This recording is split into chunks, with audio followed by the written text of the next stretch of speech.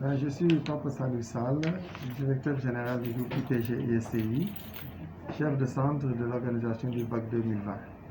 1373, 1374 et 1372.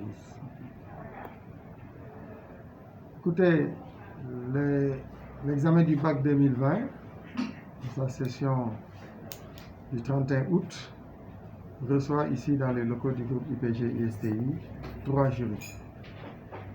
D'abord le jury du bac G, ensuite le jury du bac STEC, et enfin le jury des L2 et des S2. Ils se dérouleront ici du 31 août 2020 au 12 ou 13 septembre 2020, entre le premier et le deuxième tour. Nous avons au niveau du centre pour les bacs G et STEC 648 candidats.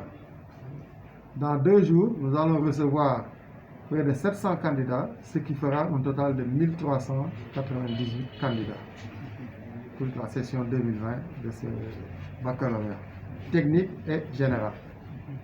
Et comme vous l'avez dit tout à l'heure, cette année revêt un caractère assez particulier avec la pandémie que nous vivons tous au niveau mondial. Ici, au sein du groupe IPG ISTI, comme vous l'avez constaté, nous avons fait de telle sorte que toutes ces mesures d'hygiène, tous ces gestes barrières ont été respectés.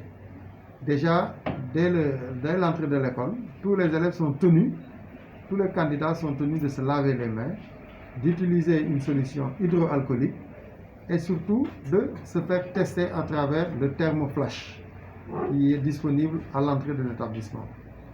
Aussi, au niveau de chaque jury, nous avons demandé et mis à la disposition des présidents de jury du matériel nécessaire, c'est-à-dire les solutions hydroalcooliques, aussi, n'est-ce pas, les solutions qui puissent permettre le lavage des mains. Nous avons mis à contribution notre cabinet médical, parce que l'école dispose d'un cabinet médical avec un médecin titulaire et une infirmière d'État. Donc tout ce personnel-là est mobilisé comme un seul homme aujourd'hui pour faire respecter ces gestes barrières-là. Nous considérons qu'effectivement que cette année, compte tenu de la particularité de cette pandémie, nous devons être très vigilants. En tout cas, Dieu merci, jusqu'à présent, tous ces gestes barrières-là ont été respectés.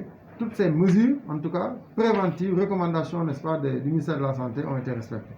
Vous-même, vous voyez dans les salles de classe, les distances ont été respectées, la distanciation physique a été respectée. Ici, nous avons de toute façon l'habitude de travailler avec des chaises individuelles. Chaque étudiant a son table-banc. Mais aussi, nous avons quand même, tant bien que mal, essayé de respecter quand même tous ces gestes barrières.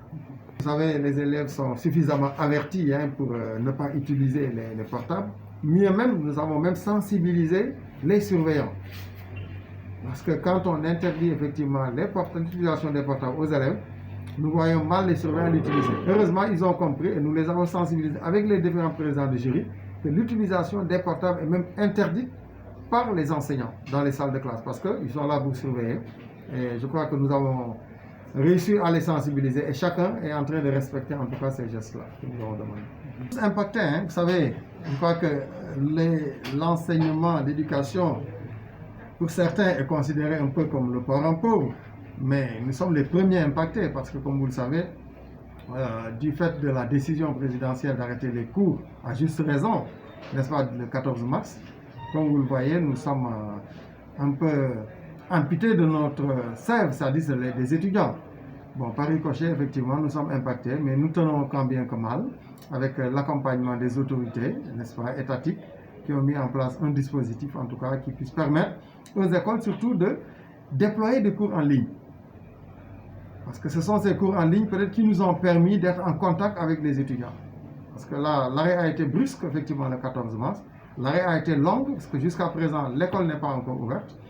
Encore que pour les BTS, le 25 juin passé, les autorités ont demandé à ce que les classes d'examen rejoignent les salles de classe, ce qui a été fait. Et nous attendons aussi à partir de la semaine prochaine l'arrivée des L1 et L2 au niveau de l'enseignement supérieur et des licences. Mais comme vous l'avez dit, nous avons été tous impactés et cette pandémie-là a fait vraiment des ravages, surtout dans le monde de l'éducation. Mais enfin, comme je vous dis, nous tenons Et nous tenons parce qu'effectivement, nous avons des collaborateurs avec qui nous sommes, nous avons des collaborateurs à qui nous tenons, et ma foi, malgré les difficultés, nous avons vu tous les collaborateurs debout comme un seul homme, en tout cas, pour faire face au défi qui est devant nous, d'abord la pandémie, et surtout le défi qui était de reprendre, de ne pas perdre l'année. De ne pas perdre l'année. Nous l'avons réussi par l'intégration des cours en ligne et l'intégration aussi des cours en présentiel depuis le 25 sur recommandation du ministère.